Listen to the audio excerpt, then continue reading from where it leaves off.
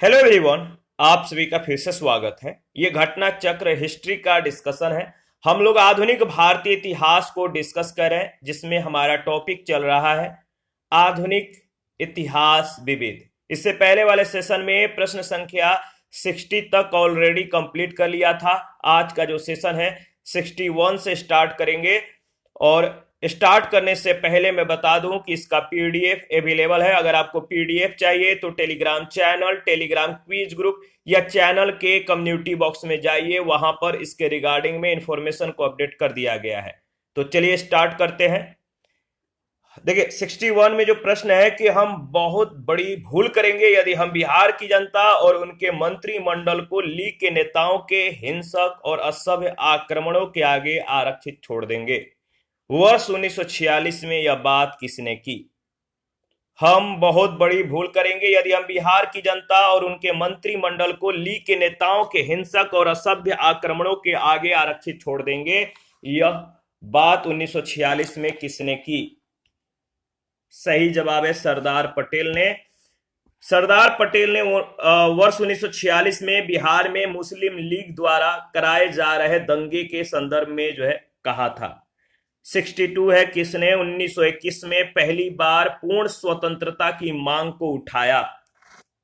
किसने 1921 में पहली बार पूर्ण स्वतंत्रता की मांग को उठाया? तो मौलाना हसरत मोहानी, डी ऑप्शन। 1921 के अहमदाबाद में हुए कांग्रेस अधिवेशन की अध्यक्षता हकीम अजमल खान ने की थी। इस अधिवेशन में सर्वप्रथम मौलाना हसरत मोहानी ने पूर्ण स्वतंत्रता की मांग उठाई थी, किंतु महात्मा गांधी इस मांग के पक्ष में नहीं थे। 63 है भारत विभाजन के लिए मोहम्मद अली जिन्ना को सर्वाधिक उत्तरदायी किसने ठहराया है? भारत विभाजन के लिए मोहम्मद अली जिन्ना को सर्वाधिक उत्तरदायी किसने ठहराया है? तो सही जवाब हो जाएगा लॉर्ड माउंटबेटन ने। Lord Mountbatten. देखिए लॉर्ड माउंटबेटन ने भारत विभाजन के लिए मोहम्मद अली जिन्ना को उत्तरदायी ठहराया था। लॉर्ड कर्जन का कार्यकाल 6 जनवरी 1899, 18 नवंबर 1905। लॉर्ड इरविन का कार्यकाल 3 अप्रैल 1926 से 18 अप्रैल 1931 तक, ठीक है। और लॉर्ड लिनलिथगो का कार्यकाल 18 अप्रैल 1936 से 1 अक्टूबर 1943 के बीच था। आगे बढ़ते हैं। नेक्स्ट प्रश्न संख्या 64 पूछा गया है कि निम्नलिखित में से किसने 31 दिसंबर 1928 को दिल्ली में हुए सर्वदलीय मुस्लिम लीग सम्मेलन की अध्यक्षता की थी? किसने 31 दिसंबर 1928 को दिल्ली में हुए सर्वदलीय मुस्लिम सम्मेलन की अध्यक्षता की थी? सही जवाब है आगा खा, ऑप्शन ए। आगा खा ने 31 दिसंबर 1928 से 1 जनवरी 1929 तक दिल्ली में हुए सर्वदलीय मुस्लिम सम्मेलन की अध्यक्षता की थी। सम्मेलन की पृष्ठभूमि 10 सितंबर 1928 में आई नेहरू रिपोर्ट थी, जिसमें बड़ी संख्या में केंद्रीय और प्रांतीय विधानसभाओं के मुस्लिम सदस्यों के द्वारा हस्ताक्षरित शिमला घोषणा पत्र जारी किया गया, जिसमें प्रावधान किया गया था कि मुस्लिमों के सहमति के बगैर कोई संवैधानिक सुझाव या सुधार मंजूर नहीं होगा। 65 है अगस्त 1923 के बनारस हिंदू महासभा के अधिवेशन की अध्यक्षता किसने की थी? अगस्त 1923 के बनारस हिंदू महासभा के अधिवेशन की अध्यक्षता की थी किसने? सही जवाब हो जाएगा मदन मोहन मालवीय। पंडित मदन मोहन मालवीय ने 1923 के बनारस हिंदू सभा महासभा के अधिवेशन की अध्यक्षता की थी। अगस्त 1923 में संपन्न बनारस हिंदू महासभा के अधिवेशन की अध्यक्षता पंडित मदन मोहन मालवीय के द्वारा की गई थी। इसमें लगभग 1500 प्रतिनिधियों ने भाग लिया था, जिसमें सनातनी हिंदू, जैन, बौद्ध, सिख एवं पारसी भी सम्मिलित थे। 66 नंबर है आधुनिक बिहार का निर्माता किसे माना जाता है? आधुनिक बिहार का निर्माता किसे माना जाता है? इसका सही जवाब हो जाएगा सच्चिदानंद सिन्हा को, यानी ऑप्शन ए। सच्चिदानंद सिन्हा भारत के प्रसिद्ध राजनीतिक शिक्षाविद, अधिवक्ता एवं पत्रकार थे। सच्चिदानंद सिन्हा के विषय में इतिहासकार प्रमोदानंद दास ने अपने लेख में उन्हें आधुनिक बिहार प्रांत का वास्तविक निर्माता माना है। निसंदेह बिहार के बंगाल से पृथ्वीकरण आंदोलन की वे आत्मा थे और बिहार एवं उड़ीसा प्रांत का गठन उनके अथक प्रयासों का ही प्रतिफल था। सच्चिदानंद सिन्हा को संविधान सभा का प्रथम अस्थायी अध्यक्ष बनाया गया था। संविधान सभा की पहली बैठक 9 दिसंबर 1946 को संसद भवन के सेंट्रल हॉल में सच्चिदानंद सिन्हा की अध्यक्षता में संपन्न हुई थी। 67 है, भारत की कम्युनिस्ट पार्टी और राष्ट्रीय स्वयंसेवक संघ की स्थापना के क्रमशः सबसे करीबी वर्ष पहचानिए। भारत की कम्युनिस्ट पार्टी और राष्ट्रीय स्वयंसेवक संघ की स्थापना के सबसे करीबी जो ईयर है वह है आपका 1925 और 1925, बी ऑप्शन। भारत की कम्युनिस्ट पार्टी और राष्ट्रीय स्वयंसेवक संघ की स्थापना 1925 में कानपुर और नागपुर में हुई थी। कानपुर और नागपुर में कम्युनिस्ट पार्टी कानपुर और स्वयंसेवक जो राष्ट्रीय स्वयंसेवक संघ था इसकी स्थापना नागपुर में। फ्रंटियर गांधी का असली नाम क्या था? 68 नंबर प्रश्न है, फ्रंटियर गांधी का असली नाम, रियल नेम क्या था? सही जवाब है अब्दुल गफार खान। अब्दुल गफार खान ब्रिटिश भारत के उत्तरजाई खैबर पख्तूनवा यानी अब पाकिस्तान में है, तो खैबर पख्तूनवा के एक गांव में जन्मे अब्दुल गफार खां सामान्यतः सीमांत गांधी यानी फ्रंटियर गांधी, बाचा खां, फक्र ए अफगान आदि नामों से जाने जाते हैं। इन्हें 1987 में भारत रत्न की उपाधि से सम्मानित किया गया था। 69 है, सीमांत गांधी के नाम से कौन जाने जाते हैं? सीमांत गांधी के नाम से कौन जाने जाते हैं? आपको मालूम है सही जवाब क्या होगा? तो सही जवाब है अब्दुल गफार खां, डी ऑप्शन। 70 नंबर है, इनमें से किसे फ्रंटियर गांधी कहा जाता है? इनमें से किसे फ्रंटियर गांधी कहा जाता है? सही जवाब हो जाएगा खान अब्दुल गफार खां को, बी ऑप्शन। 71 है, निम्नलिखित में से किन्हें बंबई त्रिमूर्ति के नाम से जाना जाता है? निम्नलिखित में से किन्हें बंबई त्रिमूर्ति के नाम से जाना जाता है?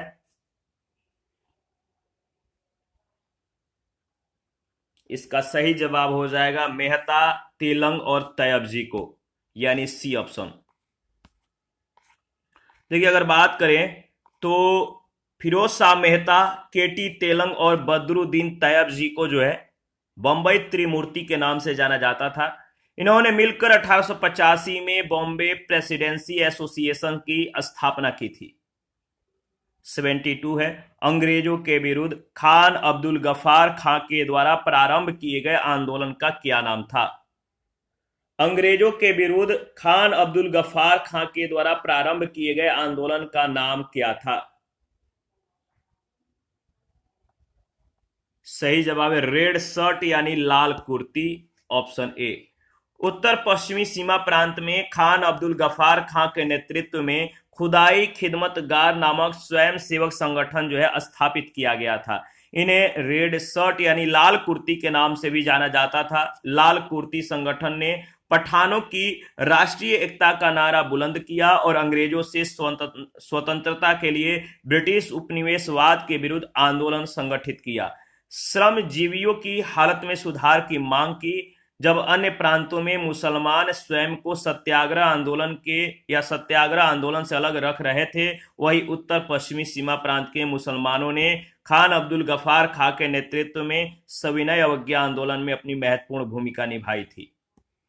73 है, निम्नलिखित में से किसने डॉक्टर बी.आर. अंबेडकर पर यह कहकर आक्रमण किया? अंबेडकर को उदार ब्रिटिश सरकार के द्वारा थोपा गया नेतृत्व प्राप्त हुआ था क्योंकि उनकी सेवाएं राष्ट्रवादी नेताओं को बाधा पहुंचाने के लिए आवश्यक थी। किसने डॉक्टर भीमराव अंबेडकर पर यह कहकर आक्रमण किया? अंबेडकर को उदार ब्रिटिश सरकार के द्वारा थोपा गया नेतृत्व प्राप्त हुआ था, क्योंकि उनकी सेवाएं राष्ट्रवादी नेताओं को बाधा पहुंचाने के लिए आवश्यक थी। इसका सही जवाब है किसने? तो डॉक्टर बी.एस. मुंजे के द्वारा यह बात कही गई थी, सी ऑप्शन। बी.एस. मुंजे एक हिंदू राष्ट्रवादी नेता थे। उन्होंने अंबेडकर के द्वारा दलितों के लिए पृथक निर्वाचन क्षेत्र की मांग करने के कारण 1932 में यह वक्तव्य जारी किया था। 24 है, त्रिपुरा की देशी रियासत स्वतंत्रता आंदोलन में 20वीं सदी के प्रारंभ में शामिल हुई, क्योंकि त्रिपुरा की देशी रियासत स्वतंत्रता आंदोलन में 20वीं सदी के प्रारंभ में शामिल हुई, क्योंकि याद रखिएगा बंगाल के क्रांतिकारी त्रिपुरा में आश्रय लिए हुए थे। बी ऑप्शन इसका सही जवाब है। तो ये अगर बात करें तो त्रिपुरा का देशी रियासत, जो त्रिपुरा का देशी रियासत था, देशी रियासत का जो राजा था अपने प्रशासन में शिक्षित बंगालियों को शामिल करते थे।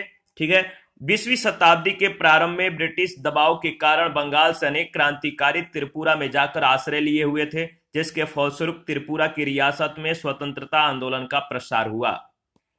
25 है, राजेंद्र प्रसाद कहां के रहने वाले थे? राजेंद्र प्रसाद कहां के रहने वाले थे? काफी महत्वपूर्ण सवाल है, आसान सा सवाल है। कमेंट कीजिए, बताइए सही ऑप्शन क्या होगा।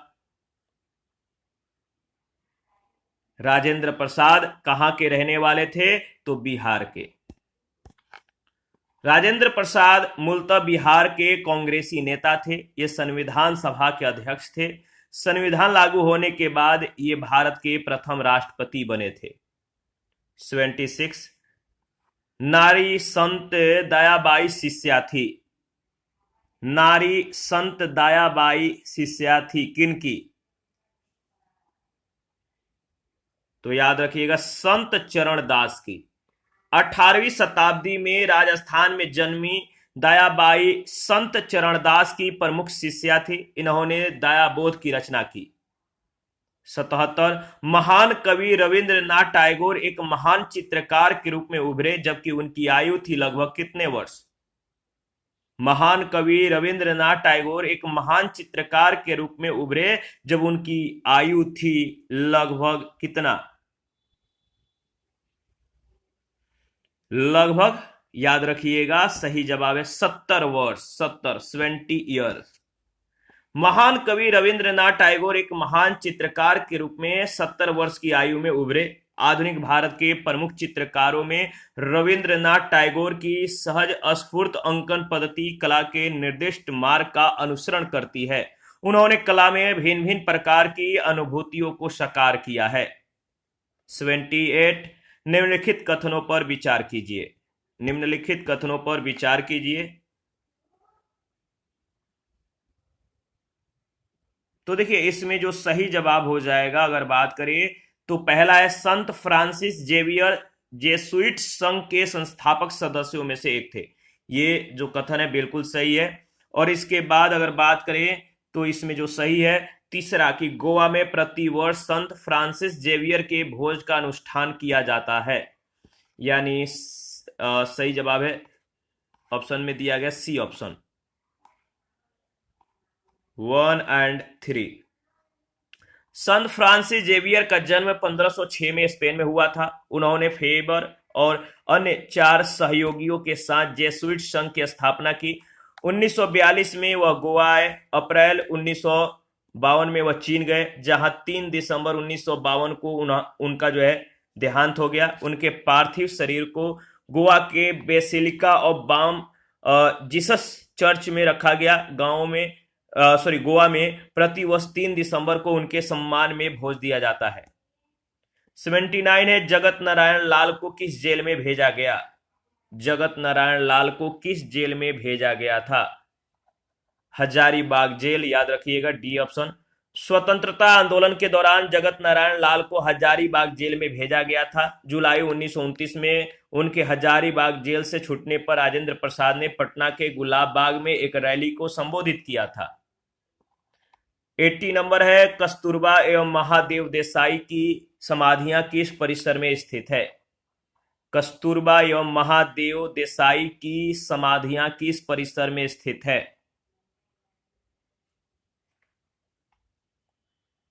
तो इसका सही जवाब हो जाएगा आगा खां पैलेस, पूना, पूना में, ऑप्शन ए। महादेव देसाई को 9 अगस्त 1942 को गिरफ्तार करके आगा खां महल में रखा गया। 14 से 15 अगस्त की मध्य रात्रि को देसाई का निधन हो गया।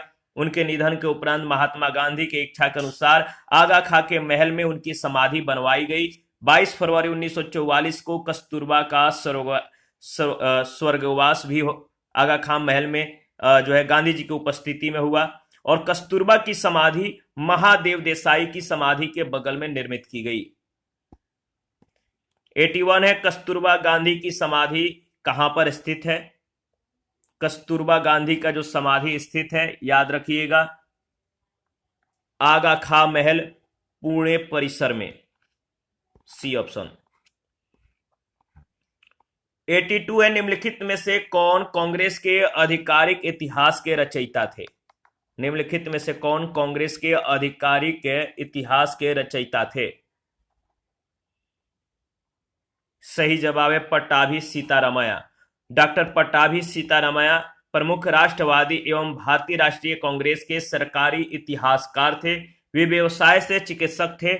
1939 में वे सुभाष चंद्र बोस से कांग्रेस अध्यक्ष पद का चुनाव जो है हार गए थे। 83 है, भारत में उपनिवेश काल में व्हिटली आयोग का उद्देश्य क्या था? भारत में उपनिवेश काल में व्हिटली आयोग का उद्देश्य था, क्या था? उद्देश्य था श्रमिकों की मौजूदा परिस्थितियों पर प्रतिवेदन कर सिफारिशें प्रस्तुत करना, बी ऑप्शन।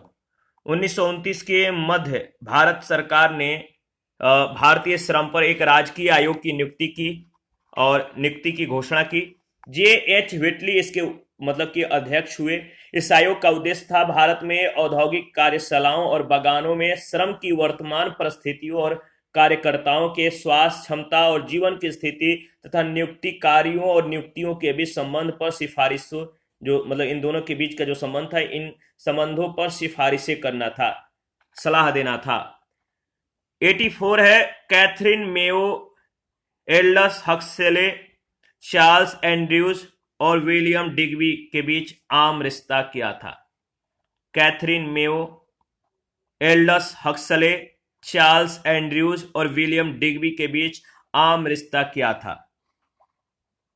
इन सभी के बीच जो आम रिश्ता था, उन्होंने ब्रिटिश शासन के दौरान भारत की हालात पर जो है टिप्पणियां लिखी, यानी ऑप्शन ए।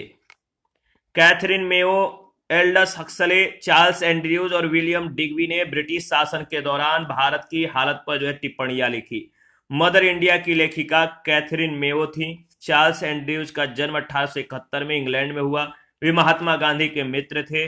1904 में भारत पहुंचे और सेंट स्टीफन कॉलेज में अध्यापन कार्य किया। उन्होंने भारतीय राष्ट्रवाद को अपनी किताबों और पत्रकारिताओं के जरिए प्रोत्साहन दिया। एल्डस हक्सले ने 20वीं सदी के पूर्वार्ध में भारत की यात्रा की और अपने यात्रा वृत्तांत में तत्कालीन भारत के परिस्थितियों को जो है लिखा। 85 है, बंगाल दुर्भिक्ष का वर्ष, बंगाल अकाल का वर्ष जिसमें लाखों लोग दिवंगत हुए थे, क्या है? बंगाल दुर्भिक्ष का वर्ष जिसमें लाखों लोग मर गए, दिवंगत हुए, यह समय क्या था? याद रखिएगा 1943, ऑप्शन बी। बंगाल दुर्भिक्ष का वर्ष 1943 से इस दुर्भिक्ष में या इस अकाल से बंगाल में एक अनुमान के अनुसार 1.5 मिलियन से 4 मिलियन लोग जो है मारे गए थे। 86 है, विश्व में शांति और आपसी सहयोग स्थापित करने के लिए जो है कौन सा सिद्धांत प्रस्तुत किया? विश्व में शांति और आपसी सहयोग स्थापित करने के लिए कौन सा सिद्धांत जो है मतलब कि प्रस्तुत किया गया?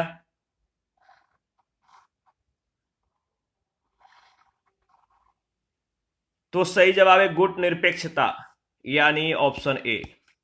शीत युद्ध के समय में शीत युद्ध काल में विश्व स्तर पर शांति और पारस्परिक सहयोग की स्थापना करने के लिए भारत के प्रथम प्रधानमंत्री जवाहरलाल नेहरू के द्वारा गुटनिरपेक्षता का सिद्धांत जो है प्रस्तुत किया गया।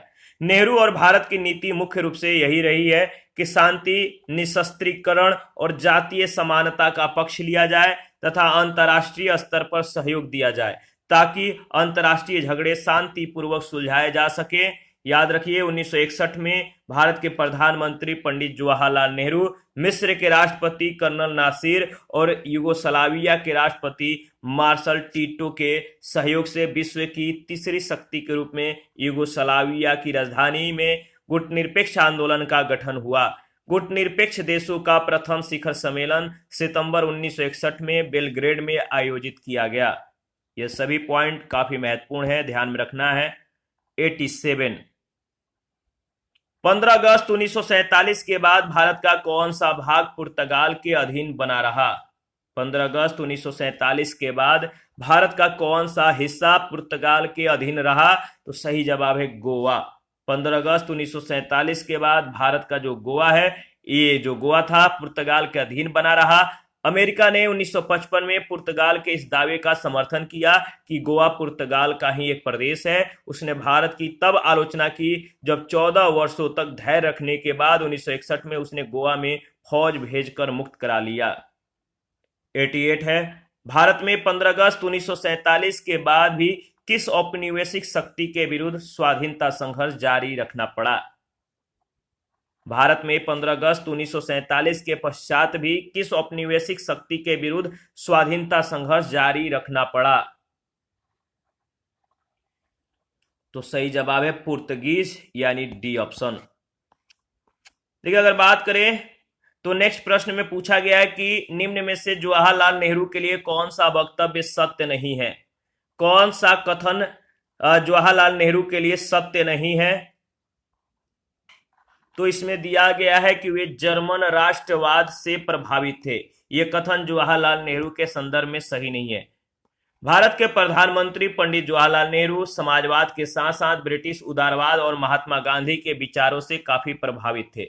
वे जर्मन राष्ट्रवाद से किंचित मात्रा भी जो है या किंचित मात्र भी थोड़ा भी प्रभावित नहीं थे। उनके प्रसिद्ध ग्रंथ विश्व इतिहास की झलक और आत्मकथा, इन लेखों और भाषणों से उनके समाजवादी विचारों की स्पष्ट झलक मिलती है। 90 नंबर है, स्वतंत्रता पूर्व बिहार में निम्नलिखित में से एक वर्चस्वशाली जाति नहीं थी।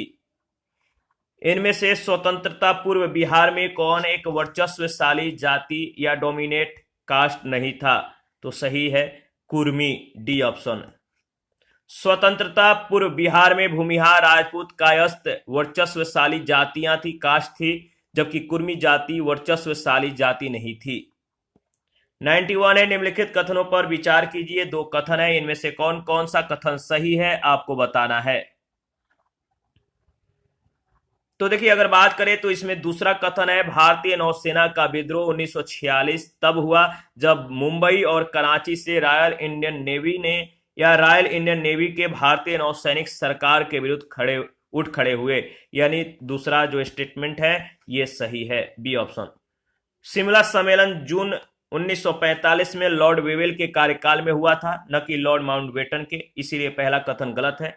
18 फरवरी 1946 को एएनएस तलवार नामक जहाज के कर्मचारियों ने ब्रिटिश सरकार के समक्ष निम्न स्तरीय भोजन व्यवस्था की शिकायत की। अच्छे क्वालिटी की भोजन नहीं मिलने के कारण जो है शिकायत की गई, पर सरकार के द्वारा ध्यान न दिए जाने पर बंबई, कराची और मद्रास के भारतीय नौसैनिकों ने सरकार के विरुद्ध विद्रोह कर दिया। 25 फरवरी 1946 को सरदार वल्लभ भाई पटेल के आश्वासन पर विद्रोहियों ने आत्मसमर्पण किया, इसीलिए दूसरा कथन सही है, तो विकल्प भी सही उत्तर होगा।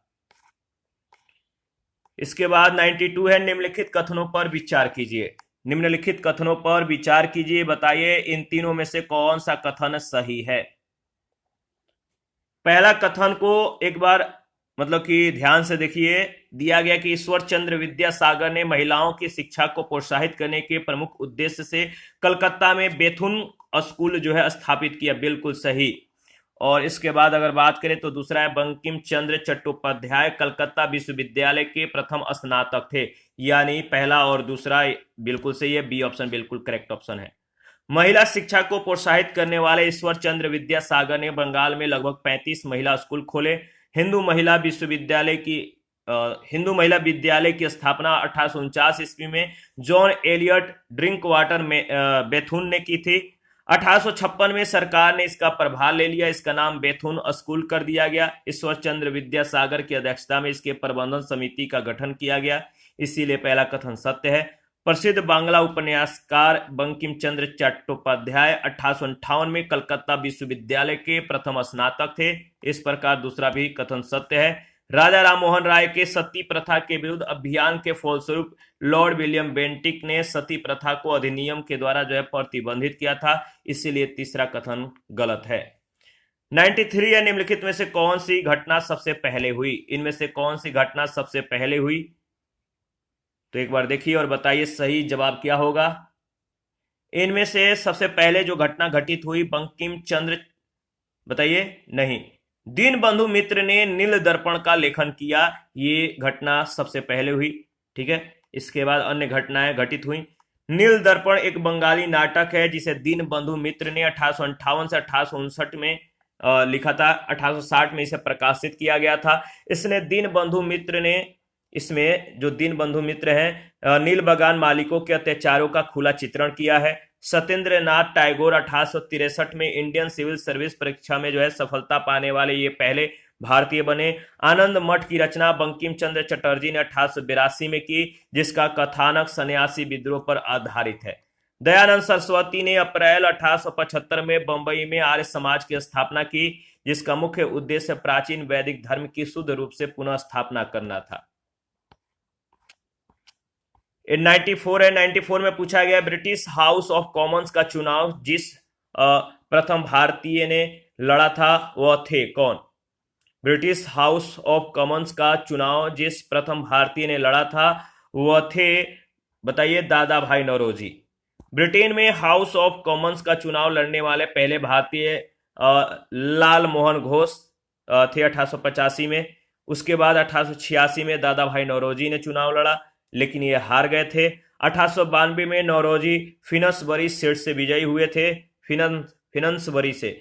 और इसके बाद विकल्प में लाल मोहन घोष का नाम न होने के कारण विकल्प ए यानी दादा भाई नौरोजी उत्तर सही माना जाएगा। 95 है, ब्रिटिश संसद के सदस्य के रूप में चुने जाने वाले प्रथम भारतीय थे कौन? ब्रिटिश संसद के सदस्य के रूप में चुने जाने वाले प्रथम भारतीय थे दादा भाई नौरोजी, बी ऑप्शन। 96 है, भारत में अप्रत्यक्ष निर्वाचन की प्रथा किस वर्ष में प्रारंभ की गई थी? भारत में अप्रत्यक्ष निर्वाचन की प्रथा किस वर्ष में प्रारंभ की गई थी? याद रखिएगा 1892 यानी बी ऑप्शन। भारत में अप्रत्यक्ष निर्वाचन की प्रथा 1892 में प्रारंभ की गई थी। 97, देवबंद के उस विद्वान का नाम बताइए जिन्होंने स्वतंत्रता आंदोलन में महत्वपूर्ण भूमिका निभाई। देवबंद के उस विद्वान का नाम बताइए जिन्होंने स्वतंत्रता आंदोलन में महत्वपूर्ण भूमिका निभाई। तो याद रखिएगा अब्दुल कलाम आजाद, ऑप्शन ए। अब्दुल कलाम आजाद देवबंद से संबंधित थे। उन्होंने अल नदवाह का प्रकाशन किया। वे वर्ष 1940 से 46 तक कांग्रेस के अध्यक्ष रहे। इंडिया विंस फ्रीडम इनकी प्रसिद्ध पुस्तक है, बहुत बार पूछा गया, याद रखिएगा। 98 है, डॉक्टर बी आर अम्बेडकर के संबंध में निम्नलिखित कथनों में से कौन सा कथन सही है? कथनों के नीचे दिए गए कूट से सही उत्तर का चुनाव कीजिए। 4 कथन है, इसमें जो सही जवाब हो जाएगा बताइए। तो चारों कथनों को एक बार आप एनालिसिस कीजिए और बताइए कि सही जवाब क्या होगा। वैसे ये जो ऑप्शन है डाउटफुल है।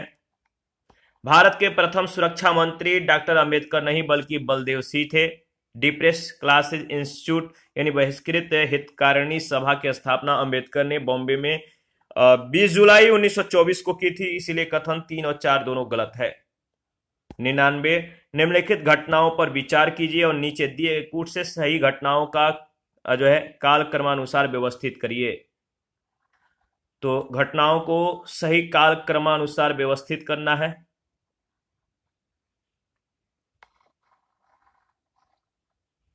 तो सबसे पहले आएगा जालियांवाला बाग हत्याकांड पर कांग्रेस समिति के द्वारा सर्वसम्मति रिपोर्ट की प्रस्तुति। इसके बाद आएगा तुर्की को अर्पित शांति शर्तों की घोषणा। इसके बाद आएगा बाल गंगाधर तिलक का निधन। इसके बाद आएगा कलकत्ता का भारतीय राष्ट्रीय कांग्रेस का विशेष अधिवेशन, यानी 4321 ऑप्शन ए। दिए गए कूट की घटनाओं की तिथियां जो है, भारतीय राष्ट्रीय कांग्रेस का कलकत्ता अधिवेशन 4 से 9 सितंबर 1920 के बीच। बाल गंगाधर तिलक का निधन 1 अगस्त 1920 को। तुर्की को अर्पित शांति शर्तों की घोषणा 14 मई 1920। जालियांवाला बाग हत्याकांड पर कांग्रेस समिति के द्वारा सर्वसम्मति रिपोर्ट की प्रस्तुति 25 मार्च 1920। प्रश्न संख्या 100, स्वाधीन भारत की प्रथम औद्योगिक नीति जिस वर्ष घोषित की गई थी वह था। स्वाधीन भारत की प्रथम औद्योगिक नीति जिस वर्ष घोषित की गई थी वह था, बताइए। Option B 1948। स्वाधीन भारत की प्रथम औद्योगिक नीति का प्रतिपादन 6 अप्रैल 1948 के औद्योगिक नीति प्रस्ताव में किया गया। इस नीति में पहली बार देश के लिए मिश्रित अर्थव्यवस्था की संकल्पना की गई। इसके अंतर्गत सार्वजनिक और निजी क्षेत्र का विभाजन किया गया। दोनों क्षेत्रों के लिए अलग अलग उद्योगों का निर्धारण किया गया। 1948 की औद्योगिक नीति की सबसे महत्वपूर्ण बात यह थी कि इसमें सार्वजनिक और निजी क्षेत्र के सहअस्तित्व को स्वीकार करते हुए औद्योगिक विकास में दोनों की भूमिका स्पष्ट करने का प्रयास किया गया था। तो याद रखिएगा। इसी के साथ आज का जो सेशन है समाप्त करते हैं। नेक्स्ट सेशन में बचे हुए प्रश्नों को कवर करेंगे। आप अपना प्रतिक्रिया देते रहें। आपके प्रतिक्रियाओं का हमें बेसब्री से इंतजार रहता है। जिन लोगों ने चैनल को ज्वाइन करके, सब्सक्राइब करके, शेयर करके हमें सपोर्ट किया है, आप सभी को बहुत बहुत धन्यवाद है। इसी तरह सपोर्ट करते रहें। मिलते हैं नेक्स्ट सेशन में।